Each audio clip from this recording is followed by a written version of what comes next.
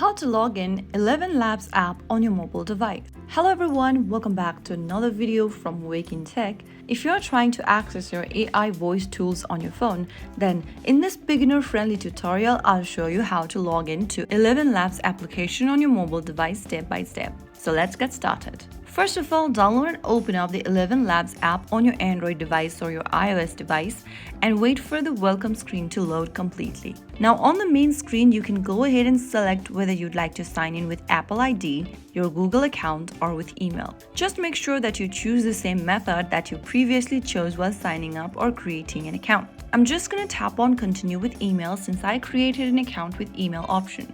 Now go ahead and enter your credential, enter your email address associated with your ElevenLabs account in the tab. Once you do that, head over to the next field where it says password and write down your correct password.